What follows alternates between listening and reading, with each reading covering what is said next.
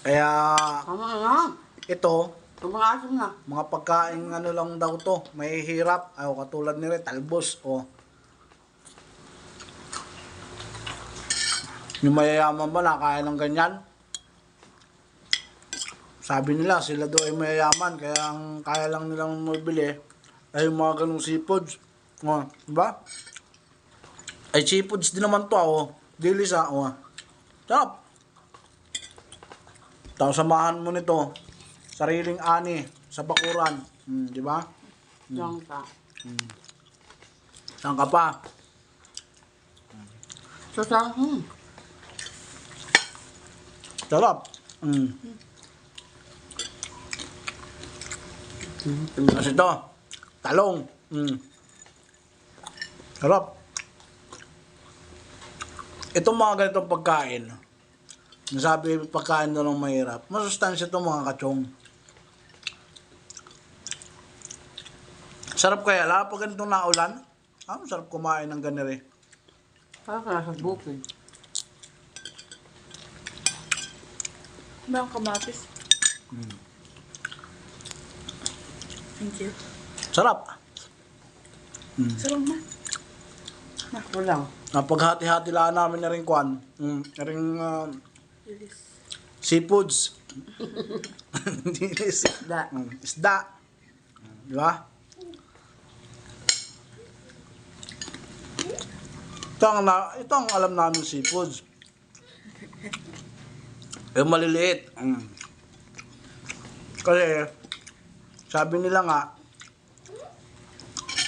pag mahirap ka, hindi mo afford bumili ng mga seafoods, mga ano tawag dyan, hipon, alimango, Pusita. pusit. Hindi namin afford talaga, kaya ang afford lang namin itong isang seafoods nito. Sarap. May mas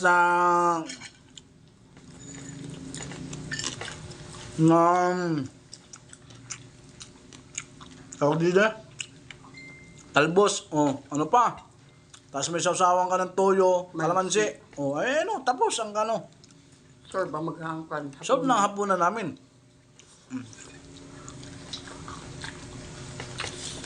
Kasi ang pinamahalaga,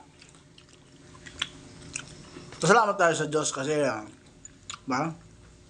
maging mahirap man tayo o mayaman, paras lang tayo may kinakain.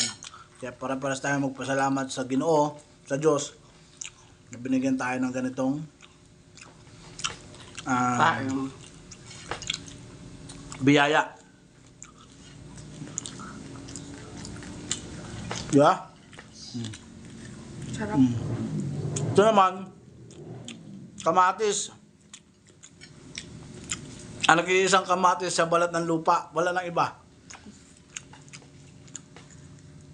Napakasarap nito mga chong, tapos sasaw-saw natin sa ano. Ayun. Ayun lang mga chong. Kung mo ikahiya, na ikaw ay isang mahirap. Lahat man din tayo ay mahirap. Diba? Mayaman o mapahirap, pasalamat tayo sa mga biyaya na tatanggap natin.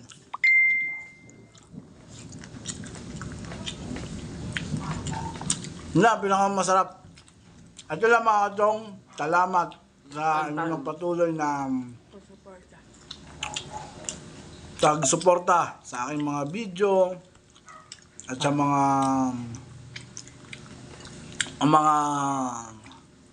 palabas na pelikula sa aking maliit na tahanan. Reels yan. Salamat sa inyo. At yun lang mga John, thank you.